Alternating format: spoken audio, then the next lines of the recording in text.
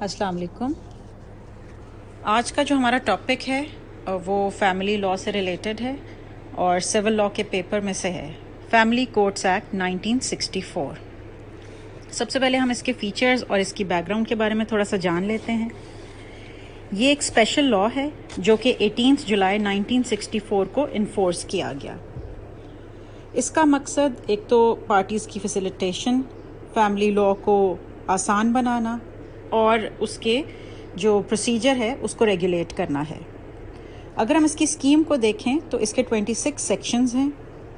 یہ special power دیتا ہے فیملی کورٹس کو ایڈجوڈیکیٹ کرنے کے لیے to the exclusion of other courts over family matters. اس کا جو آبجیکٹو ہے، پہلے تو یہ بتایا جا سکتا ہے کہ یہ ایک بینیفیشل لاء ہے، یہ پارٹیز کو آسانی فراہم کرتا ہے اور یہ جو ہے جی انلارج کرتا ہے جورسڈکشن آف فیملی کورٹس اور ریلیف دینے کی پاور گرانٹ کرتا ہے ان کو ایز ایزیلی ایز پاسبل. تو اب ہم اس کے سیکشنز کی طرف آتے ہیں. سیکشن 1 جو ہے وہ بات کرتا ہے اس کے شارٹ ٹائٹل اور ایکسٹینٹ کی طرف. ہم اس کو اگر پاکستان کے لحاظ سے پڑھیں تو یہ West Pakistan family courts act 1964 کہا جاتا تھا اس کو، لیکن اس کو بعد کے امینڈمنٹس میں صوبوں کے نام کے ساتھ اڈاپٹ کر لیا گیا ہے. اس کی سیکنڈ جو اس کا سیکشن ہے وہ ہے ڈیفینیشنز کے بارے میں. یہ امپورٹنٹ ہے کیونکہ اس کے اندر وہ ساری ڈیفینیشنز شامل ہیں ایک فیملی کورٹ اور ایک فیملی کیس میں جو کہ استعمال ہوتی ہیں. In this act, unless the context otherwise requires, the following expressions shall have the meaning hereby respectively assigned to them. That is to say, arbitration council and chairman shall have the meaning respectively assigned to them in Muslim Family Law Ordinance 1961. تو جو M F L O 1961 ہے اس کے اندر جو arbitration council کی آپ کو definition نظر آتی ہے یہاں پہ بھی وہی لی جائے گی. Family court means a court constituted under this act. Government means the government of West Pakistan یا امینڈمنٹ کے بعد جو بھی صوبے کی گورنمنٹ ہے اس کا نام. اگلی جو ڈیفینیشن آتی ہے پارٹی کی. Party shall include any person who as such is considered necessary for a proper decision of the dispute and whom the family court adds as a party to such dispute. تو اس میں basically جو parties of the suit ہیں ان کے بارے میں بتایا گیا ہے کہ کون کون سی پارٹیز جو ڈسپیوٹ کی جن کا ہے وہ ہوں گی یا فیملی کورٹ جس پارٹی کو ایڈ کرتی ہے وہ پارٹی یہاں پہ ڈیم کی جائے گی. Prescribed means prescribed by rules made under this act.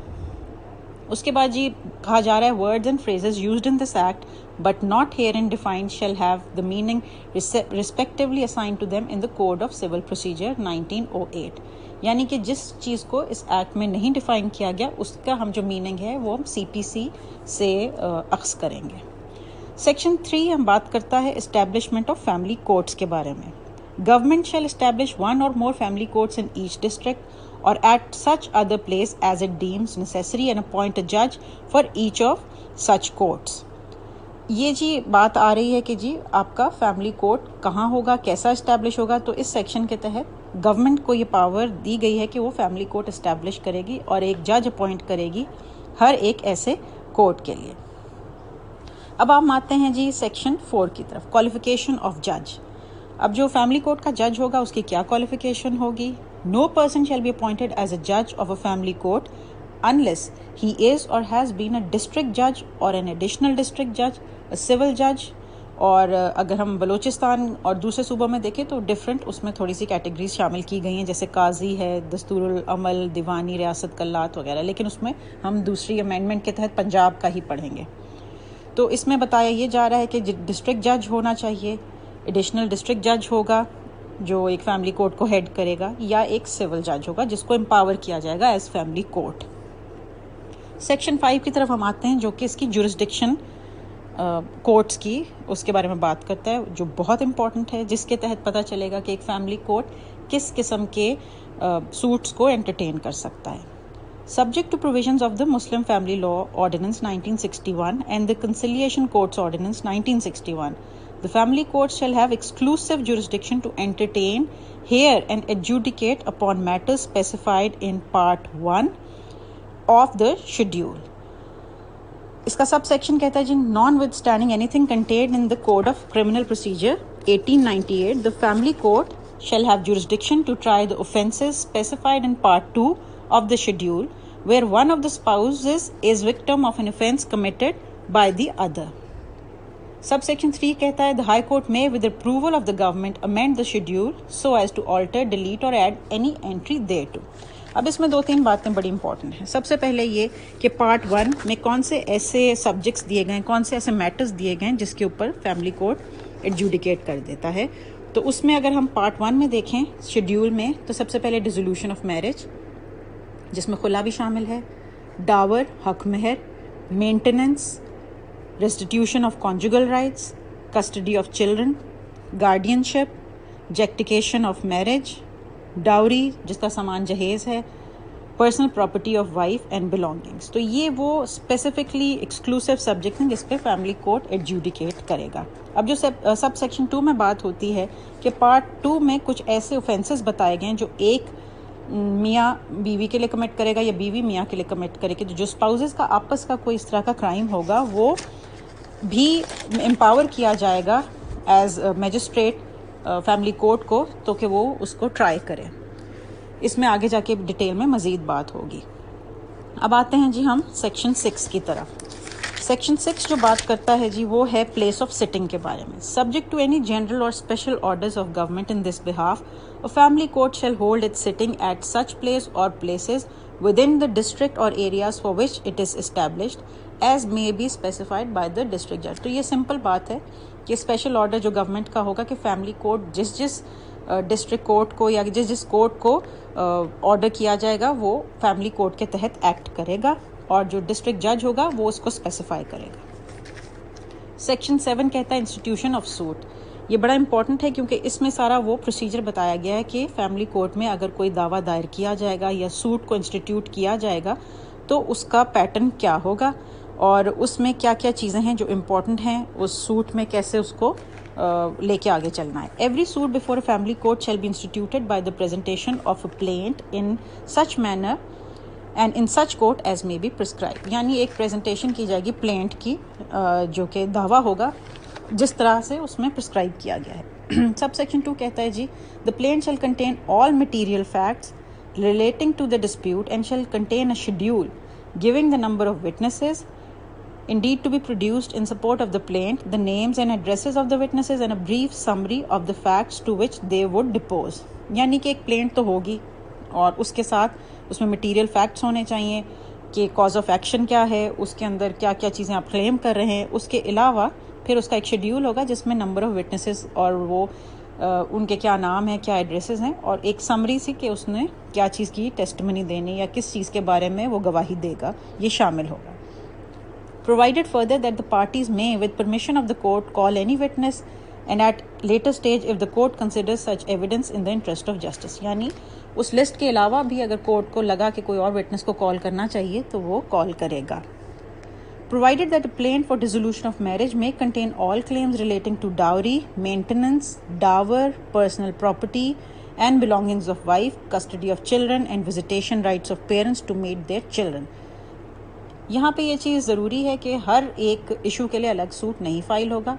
वो एक ही प्लेंट में सारे इश्यूज, सारे जो कॉज ऑफ एक्शन के साथ जो जो आपकी क्लेम है वो सब एक ही प्लेंट में पेश किए जाएंगे. खा वो मेंटेनेंस के बारे में हो, खा वो डावर के बारे में हो, पर्सनल प्रॉपर्टी के बारे में हो या कस्टडी ऑफ चिल्ड्रन के बारे में.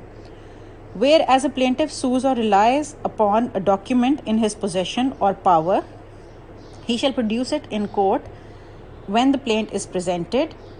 and shall at the time deliver the document or a copy thereof to be filed with the plaint. यानी जो भी डॉक्यूमेंट ऐसा जिस पे रिलाई किया जा रहा है क्लेम के लिए वो उस प्लेंट के साथ लगाया जाएगा. Where he relies on any other document not in his possession or power as evidence in support of his claim, he shall enter such document in a list to be appended to the plaint, giving reasons of relevancy of these documents to the claim in the plaint. यानी जो document उसके possession में नहीं है या वो उसके पास नहीं है उसके बारे में एक लिस्ट जो है वो जो उसमें अपेंड कर दिया जाएगा प्लेंट के साथ, उसको लगा दिया जाएगा और उसकी रेलेवेंसी बताई जाएगी कि ये डॉक्यूमेंट क्यों ज़रूरी है. The plaint shall be accompanied by as many duplicate copies there of including the schedule and the list of documents referred to in sub section 3 as there are defendants in the suit for service upon the defendants. यानी जितने defendant उस suit में होंगे उतनी ही plaint की copy होंगी, उतनी ही documents की कॉपीज बनवाई जाएंगी.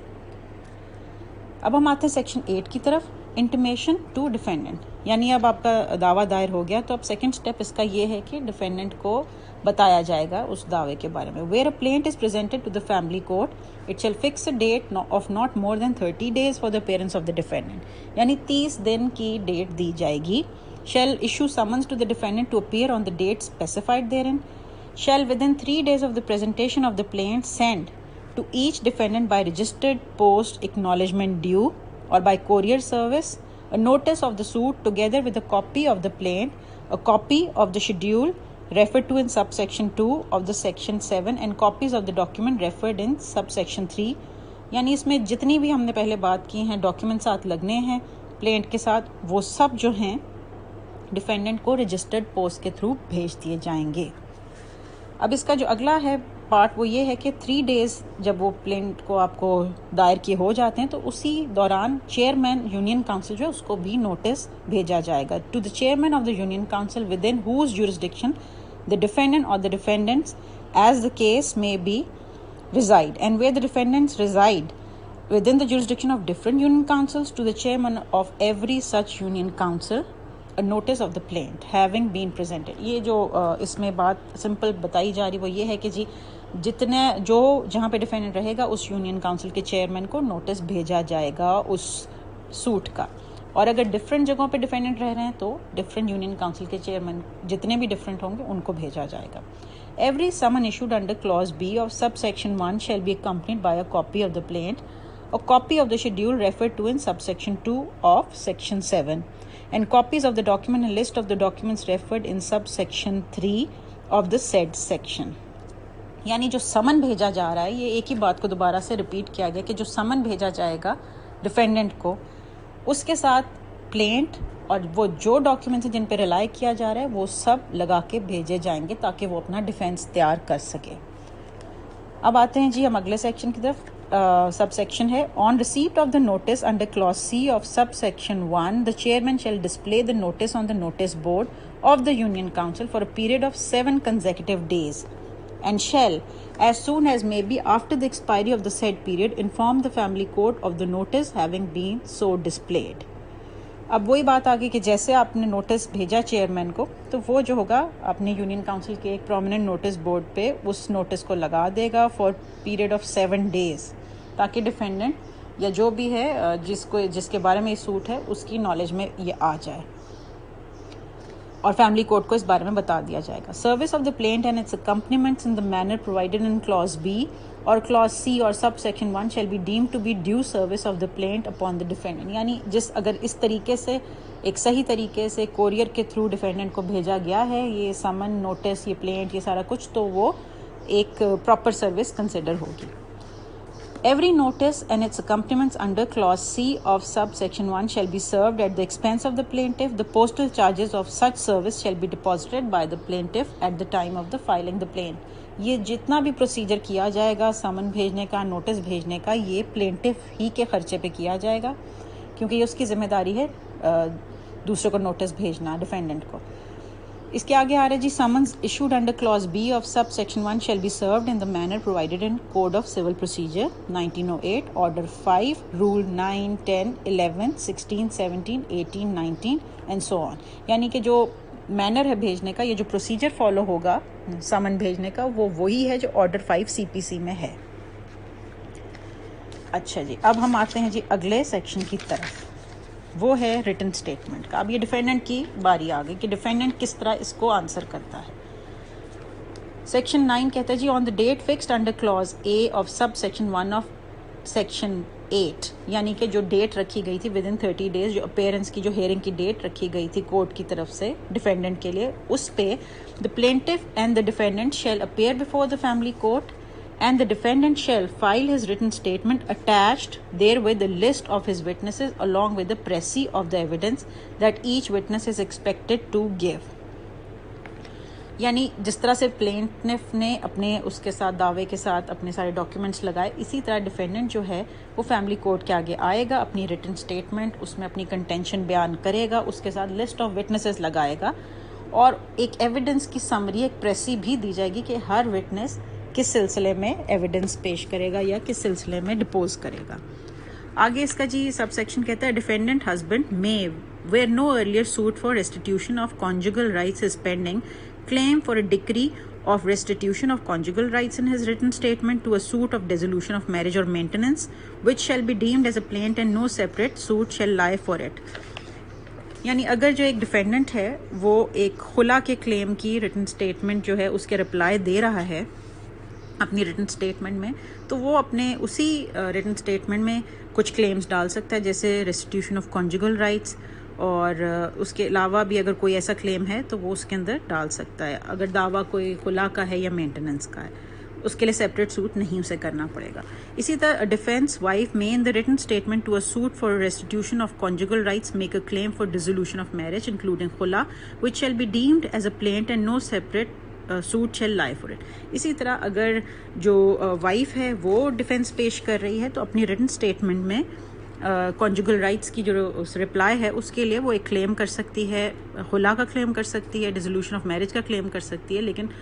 उसको सेपरेट सूट नहीं करना पड़ेगा। यही रिटन स्टेटमेंट जो उसकी प्लेंट बन जाएगी। Provided that the proviso to subsection 4 of section 10 shall apply where the decree for dissolution of marriage is to be passed on ground of खुला। इसमें भी वही बात की गई जी कि आपकी जो रिटन स्टेटमेंट है वही आपका सारा जो कंटेंशन है उसको बयान करेगी। अगला आ रहा है जी where defendant relies upon a document in his possession और power he shell produce it और copy there of in the court along with the written statement. जो भी चीज़ जो डॉक्यूमेंट प्रूव करने के लिए डिफेंडेंट पेश करना चाहता है उसको अपनी रिटन स्टेटमेंट के साथ लगाएगा। Where he relies on any other document not in his possession or power as evidence in support of his written statement, he shall enter such document in a list to be appended to the written statement. यानी जो list written statement के साथ लगेगी उसके अंदर वो ऐसे document का जिक्र कर देगा जो उसकी पोजेशन में नहीं है, ताकि कोर्ट के नोटिस में वो डॉक्यूमेंट या उसकी एग्जिस्टेंस आ जाए। Copies of the written statement, list of witnesses and précis of evidence referred to in subsection 1 and the documents referred to in subsection 2 shall be given to the plaintiff, his agent or advocate present in the court. जैसे plaintiff ने अपनी plaint अपना document सारे defendant को भेजे, उसी तरह से जो रिटन स्टेटमेंट है, रिप्लाई है डिफेंडेंट की, वो उसकी प्लेंटिफ को या उसके एडवोकेट को या उसके एजेंट को दे दी जाएगी कोर्ट में। If the defendant fails to appear on the date fixed by the family court for his appearance, then if it is proved that the summon or notice was duly served on the defendant, the family court may proceed ex parte. अब इसमें यही situation आ गई कि for example defendant नहीं पेश होता अपनी उस मुकर्ररा डेट पे, तो अगर समन सही तरीके से भेजा गया है, कोर्ट जो है वो एक्स पार्टी प्रोसीडिंग्स शुरू कर सकता है। X party means one sided. Provided that where the family court has adjourned the hearing of the suit ex parte and the defendant at or before such hearing appears and assigns good cause for his previous non-appearance, he may, upon such terms as the family court directs, be heard in answer to the suit as if he had appeared on the first fixed day for his appearance. For example ji ex parte suit की जो hearing है adjourn हुई हुई है और उसमें अगर defendant पेश हो जाता है, वो अपनी जो प्रीवियस उसने नॉन अपेयरेंस रखी है या प्रीवियसली वो नहीं अपीयर हुआ, उसके बारे में कोई गुड कॉज बताता है, तो उसको हेयर आउट किया जाएगा, उसका जो कंटेंशन है लिया जाएगा और उसके बाद उसका जो पुरानी नॉन अपेयरेंस है उसका इफेक्ट नहीं रहेगा। If it is not proved that the defendant was duly served as provided in subsection 4, the family court shall issue fresh summons and notice to the defendant and cause the same to be served in the manner provided in clause B, C of subsection 8. अगर for example जो पहला समन है defendant को proper तरीके से नहीं भेजा गया, कोरियर सर्विस एक्नॉलेजमेंट ड्यू नहीं थी, उसको नहीं पहुंचा, तो फ्रेश समन उसको इशू कर दिया जाएंगे सबसेक्शन 1 सेक्शन 8 के तहत। आगे ये कहता है जी in any case in which decree is passed x party against defendant under this act, he may apply with in 30 days of service of notice under sub section 7 of passing of the decree to the family court by which the decree was passed for an order to set it aside. यानी कि अगर x party decree हो गई है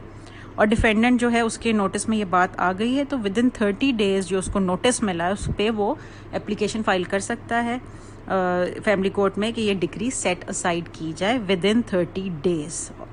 उसके बाद ये नहीं हो सकेगा।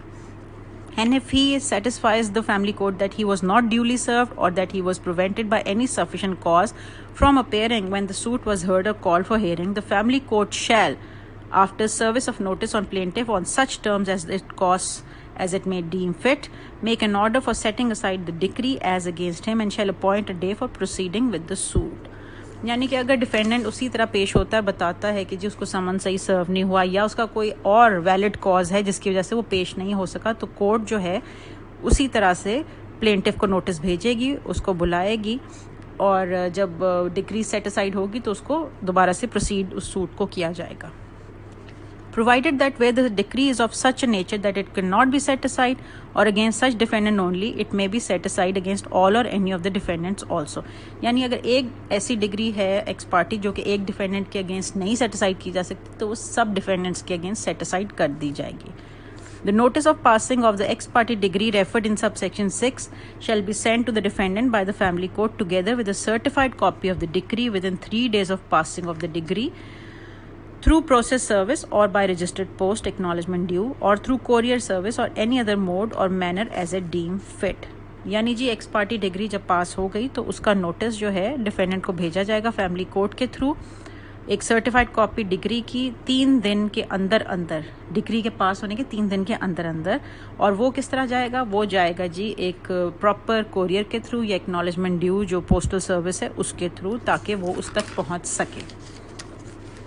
Service of notice and its accompaniment in the manner provided in subsection 7 shall be deemed to be due service of notice and decree on defendant. یعنی جو نوٹس جس طرح سے پہلے اس کو بیان کیا گیا کہ جس طرح بھیجنا چاہیے اکنالجمنٹ ڈیو کے through, postal service, courier service, کسی بھی ایسی ارجنٹ سروس کے تھرو, تو وہ پراپر سروس ہوگی. اب آتے ہیں جی ہم سیکشن 10 کی طرف. یہ ہے ایک بڑا امپورٹنٹ پارٹ, یہ جو آپ کے فیملی کورٹس کو ڈسٹنکٹیو بناتا ہے باقی کورٹ سے, یہ ہے پری ٹرائل پروسیڈنگ. یعنی جو آپ کے فیملی کورٹس ہیں وہ 2 جگہ ریکنسیلیشن کا موقع پیش کرتے ہیں پارٹیز کو, جو کہ عام کورٹ پروسیجر کا طریقہ کار نہیں ہے. اسی لیے اسے کہا جاتا ہے کہ یہ ایک ایفیکیشیس ریمیڈی پرووائڈ کرنے کے لیے کورٹ بنائے گئے ہیں کہ جو آپ کی فیملیز ہیں وہ ان کو پراپر قسم کا ایک پروسیجر دیا جائے, ایک جسٹس دیا جائے. تو پری ٹرائل پروسیڈنگ میں کیا ہوتا ہے, when the writing is submitted, when the written statement is filed, the court shall fix an early date for pre-trial hearing of the case. جب written statement فائل ہو گئی تو کورٹ ایک ایسی ڈیٹ رکھے گا جو کہ پری ٹرائل ہیئرنگ ہوگی, trial سے پہلے. On the date so fixed, the court shall examine the plaint, the written statement if any, and the précis of evidence and documents filed by the parties, and shall also, if it deems fit, hear the parties and their counsel. یعنی جو پری trial hearing کی date ہے اس کے اوپر بھی جو court ہوگا وہ پلینٹ کو ایگزامن کرے گا اور ریٹن اسٹیٹمنٹ کو ایگزامن کرے گا, اور جو بھی ایویڈنس یا پریسی یا سمری پیش کی گئی ان سب ڈاکیومنٹس کو اچھی طرح سے دیکھے گا, اور پارٹیز جو ہیں ان کو بھی ہیئر کرے گا, یا اگر ان کا کوئی کاؤنسل ہے تو ان کو بھی ہیئر کرے گا. یعنی پراپر ہیئرنگ دی جائے گی دونوں سائڈس کو. At the pre-trial, the court shall ascertain the points at issue between the parties and attempt to effect a compromise or reconciliation between the parties if that is possible. یعنی issues جو ہیں, جو points ہوں گے issue کے, وہ نکالے جائیں گے اور اس کے اوپر کوشش کی جائے گی کہ دونوں پارٹیز میں صلح کرا دی جائے یا کوئی کمپرومائز ریچ کر دیا جائے اگر یہ پاسبل ہے. If no compromise or conciliation is possible, the court shall frame the issues in the case and fix date for recording of the evidence. Let suppose کہ جی ان کی آپس میں صلح نہیں ہوئی, تو اس کے اندر کیا ہوگا, اس میں یہ ہوگا کہ جی ایک ڈیٹ رکھ دی جائے گی آفٹر فریمنگ آف ایشوز, جو بھی دونوں کے آپس کے ایشوز ہیں ان کو فریم کر لیا جائے گا, اور اگلا جو ڈیٹ ہوگی اس پہ ایویڈنس ریکارڈ کیا جائے گا. اب سیکشن 11 کی طرف آتے ہیں. پری ٹرائل ہیئرنگ کے بعد جو اب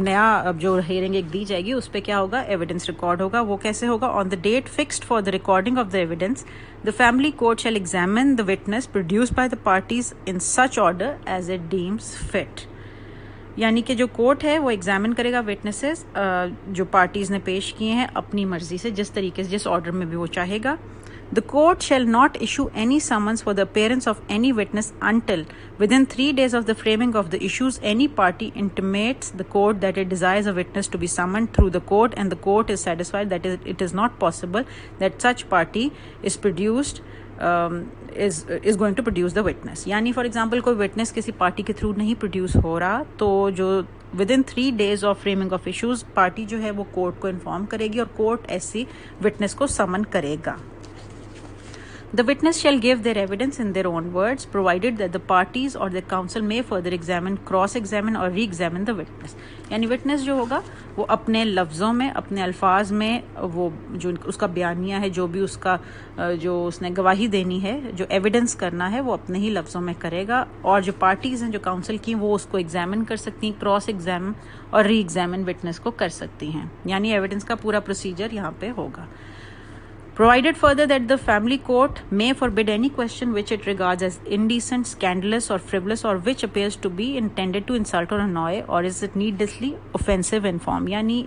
फैमिली कोर्ट जो है वो ये मेंटेन करेगी कि यहाँ पे किसी की इज़्ज़त पामाल ना की जाए. अगर ऐसा कोई सवाल है जो कि स्कैंडलस है या कि जो एक ऐसा सवाल है जो कि किसी की इज़्ज़त के ऊपर आ सकता है, तो उसको वो अवॉइड करेगी और उसको फॉरबिड किया जाएगा. यानी इंसल्टिव बिहेवियर कोर्ट में नहीं बर्दाश्त होगा. अगला इसका सब सेक्शन कहता है जी कि द फैमिली कोर्ट में, if it so deems fit, put any question to any witness of the purposes of एल्यूडिसेशन of any point which it considers material in the case. यानी एल्यूसिडेट करने के लिए, एक किसी पॉइंट को एक्सप्लेन करने के लिए अगर कोई ऐसा क्वेश्चन है जो कि फैमिली कोर्ट किसी विटनेस से करना चाहती कि वो पॉइंट एक्सप्लेन हो, तो वो कर सकता है. Provided if the court deems fit, it may call such witness for the purpose of further examination in accordance with subsection 3. यानी कि अगर कोर्ट चाहे तो किसी विटनेस को एग्जामिनेशन करने के लिए खुद भी बुला सकता है. अब जो लास्ट स्टेप इसका आता है जी, that is conclusion of trial, section 12.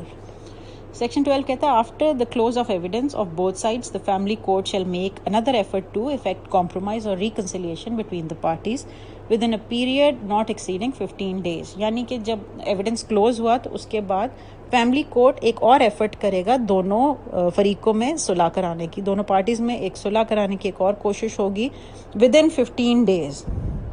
यानी अगर 15 डेज गुजर गए और सुलह नहीं हो रही तो फिर ये मामला जो है ये तय पाएगा.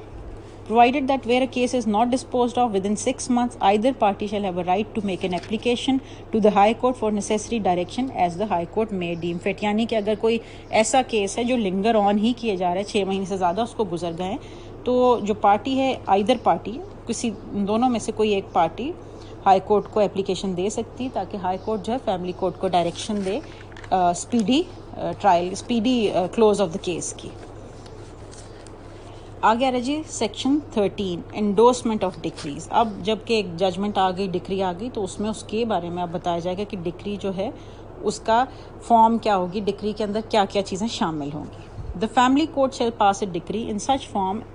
And in such manner as may be prescribed and shall enter its particular in a prescribed register. यानी डिक्री में जो जो एक ख़ास उनके पर्टिकुलर्स एंटर करने थे वो एंटर किए जाएंगे और रजिस्टर में उसकी भी एंट्री कर दी जाएगी. If any money is paid or any property is delivered in the presence of any family court in satisfaction of the decree, it shall enter the fact of payment or delivery of the property as the case may be in the aforesaid register. यानी कि अगर इसी दौरान court के सामने कोई property exchange हो गई या प्रॉपर्टी दे दी गई है या कोई सेटिस्फैक्शन किसी उस डिक्री की, कोई पैसे पे किए गए, तो वो भी उस रजिस्टर में एंटर किए जाएंगे. Where a decree relates to the payment of money and the decretal amount is not paid within the time specified by the court, not exceeding 30 days, the same shall, if the court so directs, be recovered as arrear of land revenue and on recovery shall be paid to the decree holder. यानी जहाँ पे जो decree हुआ amount है, अगर वो late हो जाता है, वो स्पेसिफाइड टाइम में नहीं पे किया जाता, तो जो कोर्ट है उसका वो 30 डेज़ का जो टाइम है उसके विद इन वो पेमेंट नहीं आई है, तो वो क्या करेगा, वो इसको रिकवर करेगा as arrear of land revenue, और जो रिकवरी होगी वो डिक्री होल्डर यानी जिसके हक में फैसला हुआ है उसको दे दिया जाएगा. The decree shall be executed by the court passing it or by such other civil court as the district judge may by special or general order direct. यानी मेनली तो जो कोर्ट होता है वही एग्जीक्यूटिंग कोर्ट होगा जो कि decree pass करेगा. अगर वो नहीं तो फिर ऐसा कोई और सिविल कोर्ट जिसको डिस्ट्रिक्ट जज किसी स्पेशल या जनरल ऑर्डर से उसको ऑर्डेन करेगा, उसके थ्रू ऐसी डिक्री एग्जीक्यूट होगी. A family court may, if it so deems fit, direct that any money to be paid under a decree passed by it to be paid in such installments as it deems fit. यानी जो कि अगर कोई amount payable है किसी decree के तहत تو وہ ایک پارٹی کی ایز کے لیے انسٹالمنٹس میں بھی پے کیا جا سکتا ہے. یہ کورٹ کی ثوابدید ہے کہ وہ کس طرح سے اس چیز کو آرڈر کرتا ہے. اب آ جاتے ہیں جی ہم سیکشن 14 کی طرف, جو کہ اپیل کا سیکشن ہے. یہ بھی اس میں بھی امپورٹنٹ باتیں بتائی گئی ہیں جو کہ ہم ایک گلانس پہ دیکھتے ہیں. Notwithstanding anything provided in any other law for the time being in force, a decision given or decree passed by family court shall be appealable. یہ ایک اس کی جنرل جو لا ہے وہ پرنسپل بتا دیا گیا کہ فیملی کورٹ کی ڈگری اپیلیبل تو ہوگی, لیکن اس میں آگے بتایا گیا کہ کس کس کو اپیل جائے گی. سب سے پہلے to the high court where the family court is presided over by a district judge or an additional district judge or any person notified by government to be of the rank and status of a district judge or additional district judge. یعنی اگر کوئی degree کسی additional district جج نے اور district جج نے پاس کی ہے تو اس کی اپیل جائے گی ہائی کورٹ میں. To the district court in any other case, یعنی اگر کسی سول کورٹ نے یعنی سول کورٹ کے رینک نے جو کورٹ ہے اس نے اس کو پاس کیا ڈگری کو, تو اس کی جو اپیل ہے وہ ڈسٹرکٹ کورٹ کو جائے گی. اب آتا ہے جی امپورٹنٹ اس کا سب سیکشن 2, نو اپیل شیل لائی from a ڈکری by a family court. یہ کون کون سی ڈکریز ہیں جن میں کوئی اپیل نہیں ہوگی؟ وہ ایز فالوز ہیں. A for dissolution of marriage except in the case of dissolution for reason specified in class D of item 8 of section 2 of dissolution of Muslim marriages act 1939. یعنی کہ اگر کوئی طلاق کی ڈگری ہے, خلا کی ڈگری ہے, تو اپیلیبل نہیں ہے ایکسیپٹ فار جو ڈیسولوشن آف مسلم میرجز ایکٹ کا سیکشن 2 کا آئٹم 8 ہے, ڈی ہے, وہ ٹو دا پراپرٹی ریلیٹ کرتا ہے پراپرٹی سے وائف کی, کہ وہ اس کو صحیح سے استعمال حق نہیں کرنے دیتا, تو اس کی بیس پہ اگر کوئی گراؤنڈ پہ طلاق ہے تو اس کو اپیل اس کے تحت ہو سکتی ہے. سیکنڈ جو آ رہا ہے جی فار ڈاور اور ڈاوری ناٹ ایکسیڈنگ ₹30,000. یعنی اگر ڈاور اور ڈاوری کا کوئی کلیم ہے جو 30,000 سے اوپر نہیں ہے, اٹ از ناٹ اپیلیبل. 30,000 سے نیچے جو ہے اس جو ہے وہ اماؤنٹ جو ہے اس کے اگینسٹ کوئی اپیل نہیں ہوگی, اگر اوپر ہے تو ہو سکتی ہے. اس کے بعد for maintenance of ₹1,000 as per month, یعنی اگر 1,000 کی مینٹیننس آرڈر کر دی گئی تو اس کے خلاف کوئی اپیل نہیں ہوگی. نو اپیل اور ریویژن شیل لائی against an interim order pass by a family court. یعنی کہ اگر کوئی انٹرم آرڈر فیملی کورٹ پاس کرتی ہے تو کوئی اپیل اور ریویژن اس پہ نہیں لائے کرے گی. The appellate court referred in subsection 1 shall dispose of the appeal within a period of 4 months. یعنی جو اگر اپیل لائے کر رہی ہے کسی کورٹ کو تو وہ اس کا جو ٹائم پیریڈ رکھا گیا ہے ایڈجوڈیکیشن کا وہ 4 months ہے, یعنی 4 مہینے کے اندر اندر اپیلیٹ کورٹ جو ہے وہ اس اپیل کا فیصلہ کر دے گا. اب ہم آتے ہیں جی اس کے سیکشن 15 کی طرف. سیکشن 15 بتاتا ہے power of the family court to summon witnesses. A family court may issue summons to any person to appear and give evidence or to produce or cause the production of any document, provided that no person who is exempted for personal appearance in a court under subsection 1 of section 133 of the Code of Civil Procedure shall be required to appear in person. یعنی generally جو family court ہے وہ کسی بھی witness کو سمن کر سکتا ہے ایکسیپٹ ایک ایسی پریولیج کلاس ہے یا کسی کا ایسا رینک ہے جو کہ اس کو امیونٹی دیتا ہے کہ اس کو یا اس کو بلانا مناسب نہیں سمجھا جاتا, جو کہ سیکشن 133 سی پی سی میں کچھ دی گئی ہیں کلازز. اس کے تحت اگر کوئی ایسا بندہ ہے کہ جس کو نہیں کورٹ بلانا چاہتا تو اس کو اس کی پرسنل اپیرنس سے ڈسپینس کر دیا گیا ہے, یعنی اس کی پرسنل اپیرنس ضروری نہیں ہے. اور family court may refuse to issue summon to or to enforce a summon already issued against a witness when in the opinion of the court the attendance of the witness could not be procured without such delay, expense or inconvenience as in circumstances would be unreasonable. یعنی اگر کسی witness کو بلانا suit کو delay کرنے کے مترادف ہے یا کوئی ایسا ہے کہ جس کو نہیں بلایا جا سکتا, تو کورٹ ایسے وٹنس کے لیے سمن جاری کرنے سے انکار بھی کر سکتا ہے. If any person to whom a family court has issued summons to appear and give evidence or to cause the production of any document before it willfully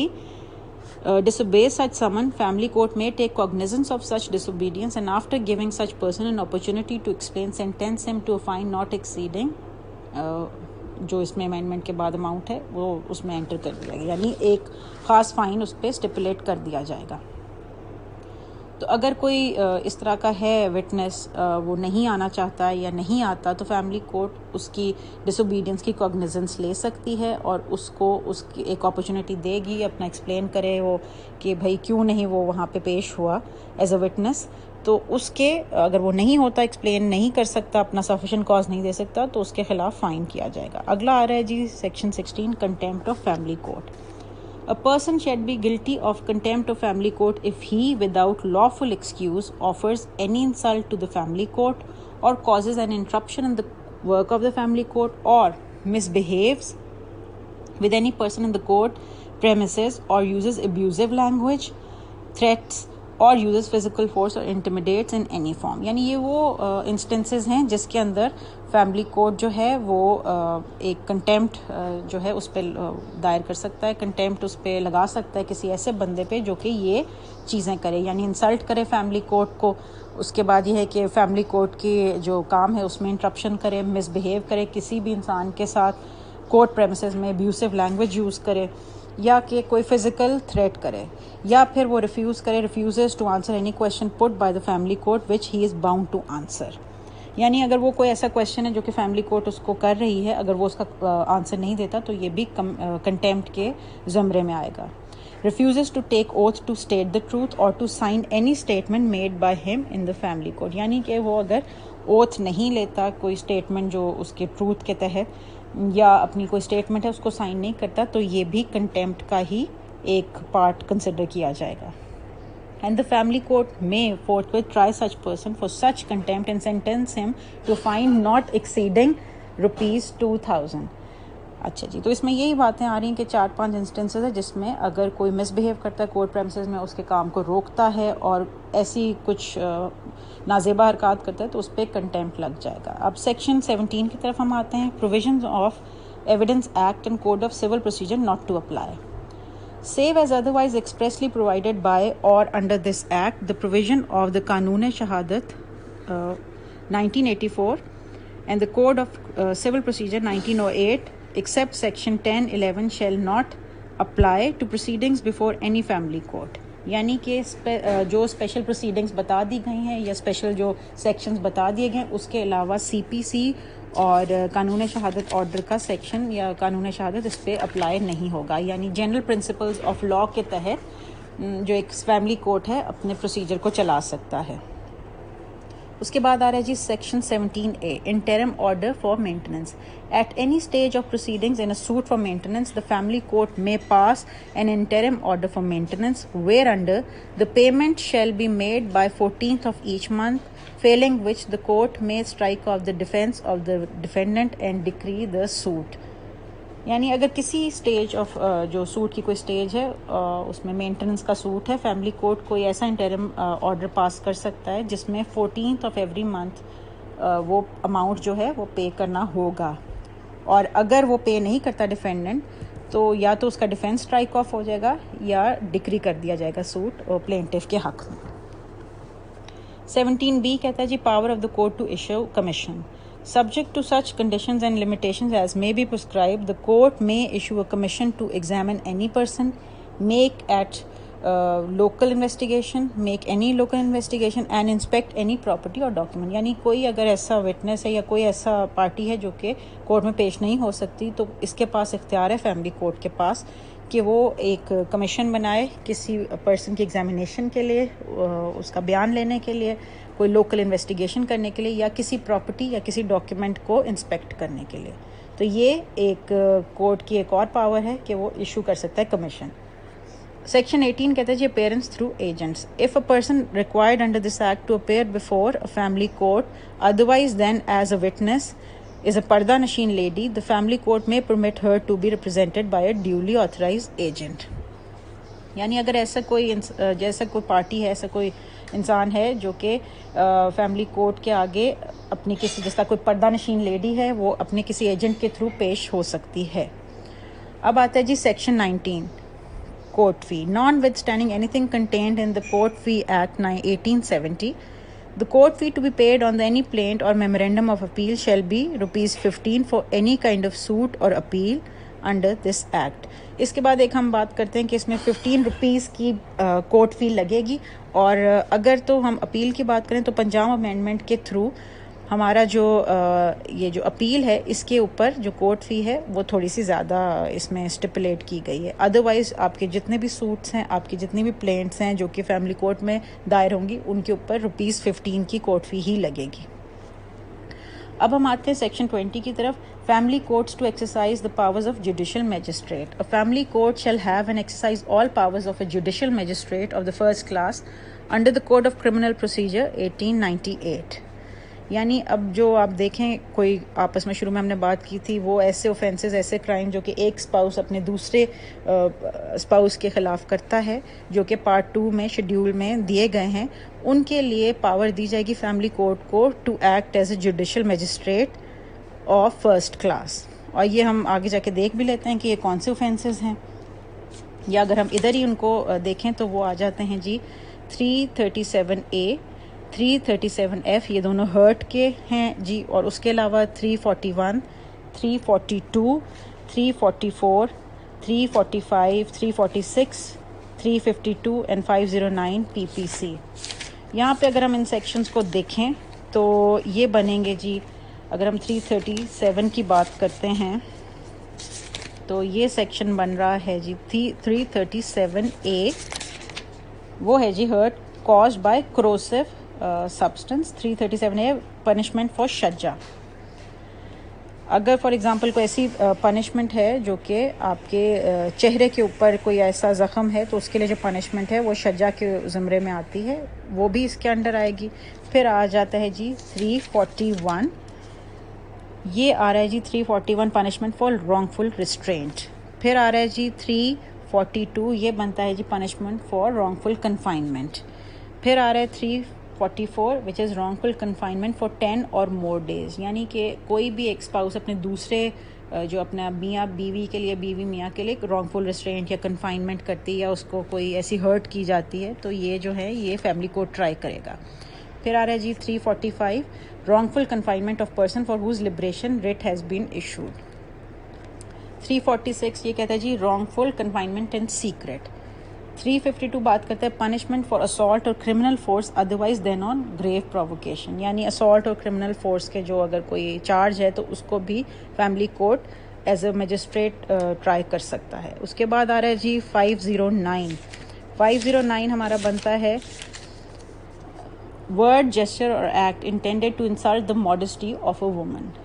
یعنی اگر ایسا کوئی چارج ہے تو وہ فیملی کورٹ ہی اس کو ٹرائی کرے گا. اب ہم آتے ہیں جی اگلے سیکشن کی طرف,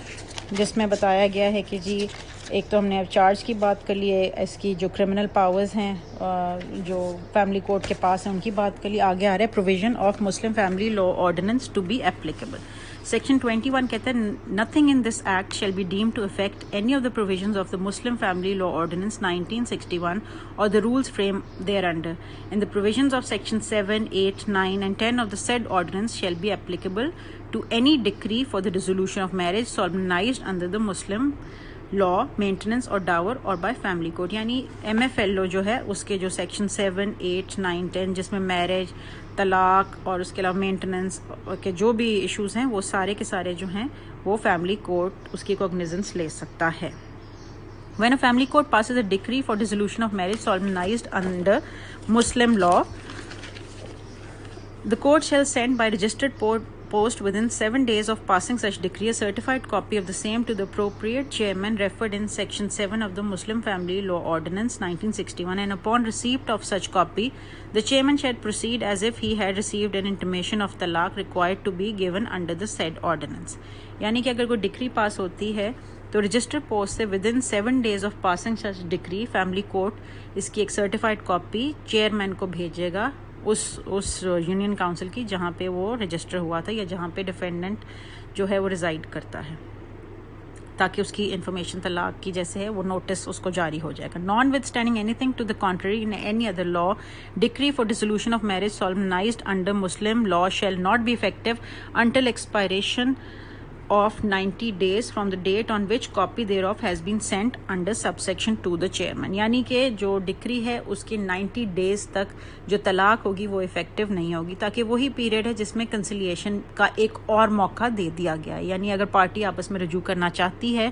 تو ڈکری ہونے کے بعد بھی چیئرمین کو نوٹس جو دے دیا گیا اس کے بعد بھی 90 days ہیں جس کے اندر ریکنسیلیشن کی جا سکتی ہے، اس سے پہلے کہ جو ڈکری ہے اس طلاق کو افیکٹو کر دے.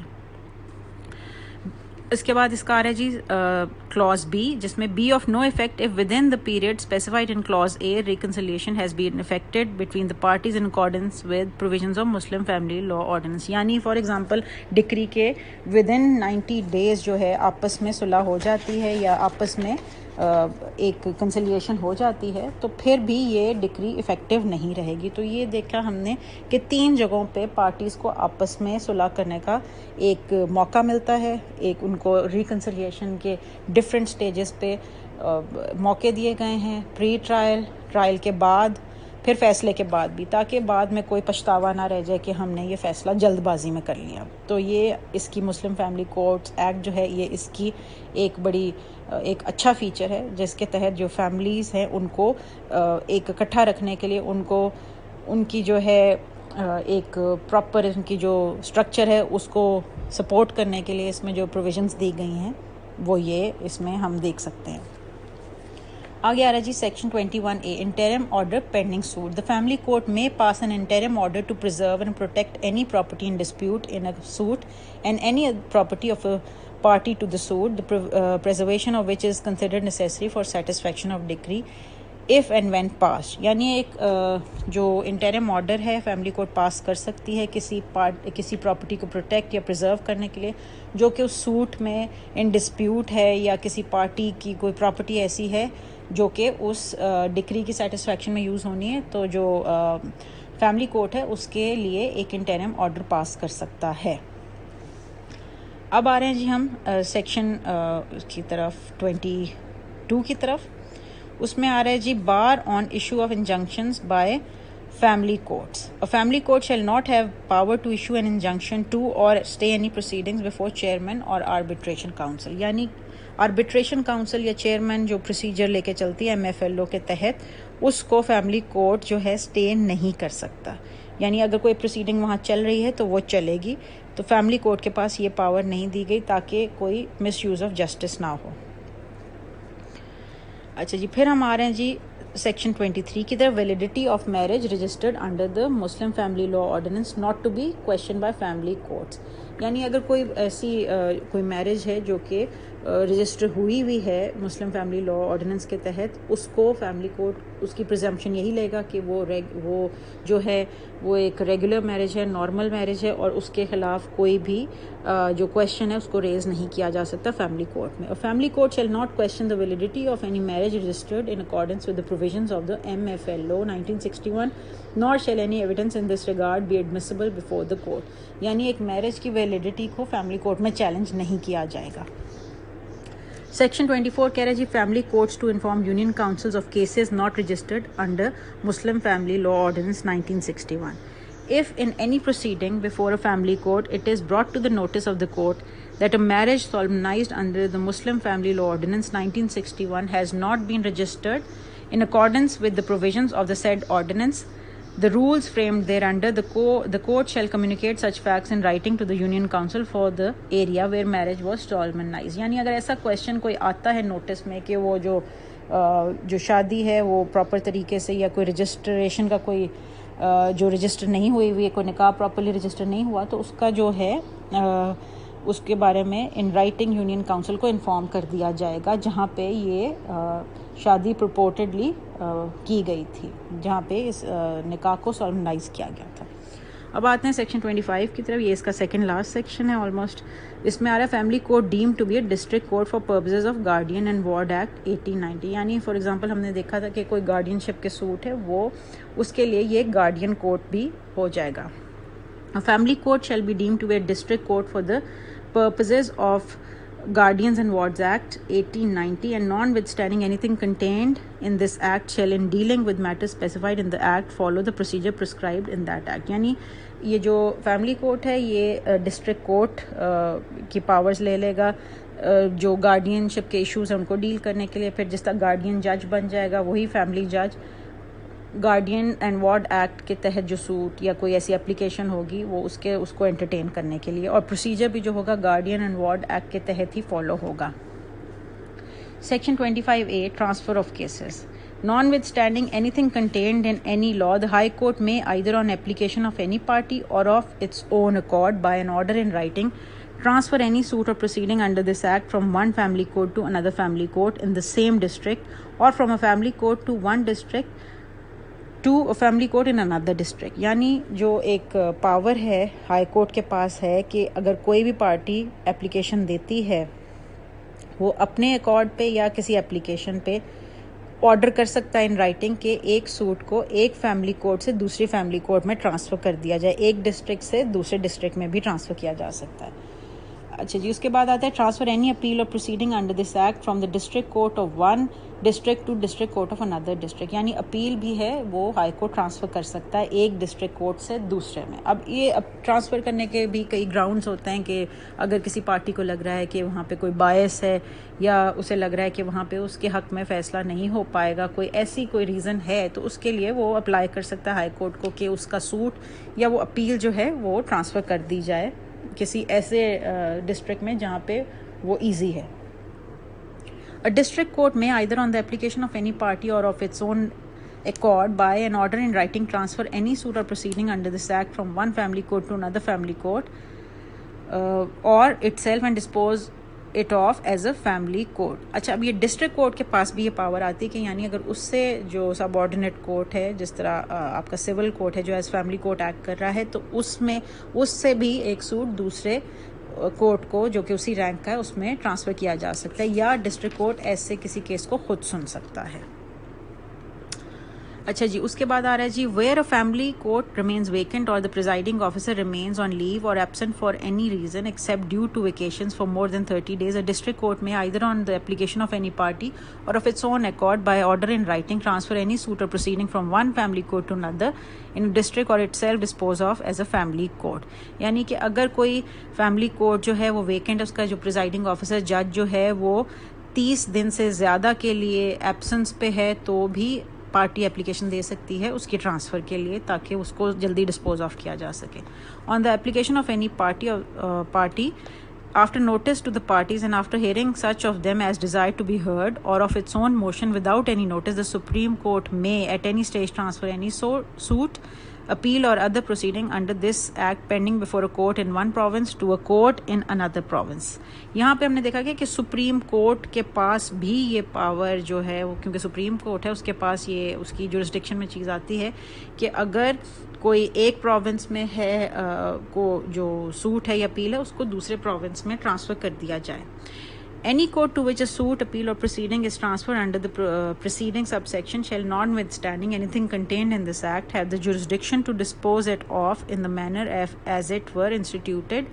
or filed before it. یعنی جس کورٹ کو ٹرانسفر سوٹ یا اپیل کر دی گئی ہے اس کے پاس یہ پاور ہے کہ وہ اس طرح سے اس کو ڈسپوز آف کرے یا اس طرح سے اس کو سنے کہ جیسے اسی کے پاس یہ فائل کیا گیا, یعنی اسی سٹیج سے اس کو لے کے آگے چل سکتا ہے. Provided that on transfer of a suit it shall not be necessary to commence the proceeding before the succeeding judge de novo unless the judge for reasons to be recorded in writing directs otherwise. یعنی de novo ہوتا ہے دوبارہ سے, تو یہ نہیں ہے کہ جی اگر ٹرانسفر ہوا ہے کسی اور ڈسٹرکٹ میں کسی اور پروونس میں تو وہ جہاں پہ ٹرانسفر ہوا گیا ہے وہاں دوبارہ سے سارا کچھ پروسیجر ہو, دوبارہ سے وٹنسز کو سنا جائے, ایویڈنس ہو, وہیں سے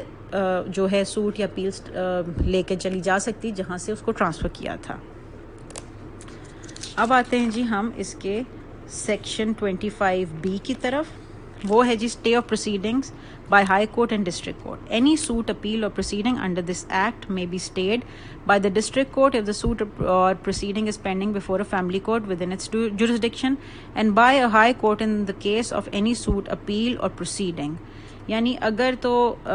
جو ایک سوٹ اور اپیل جو ہے وہ اسٹے کی جا سکتی ہے ڈسٹرکٹ کورٹ سے اگر وہ لوور کورٹ میں ہے، ایک لوور رینک کے فیملی کورٹ میں ہے، یا کہ اگر ڈسٹرکٹ کورٹ میں تو ایک ہائی کورٹ جو ہے اس کو اسٹے کر سکتا ہے، provided that the stay application shall be finally decided by the district court or high court as the case may be within 30 days failing which the interim order shall cease to be operative, یعنی within 30 days اس stay کے اندر اس metre پہ فیصلہ کیا جائے گا، ورنہ وہ اسٹے جو ہے جی وہ افیکٹو نہیں رہے گا۔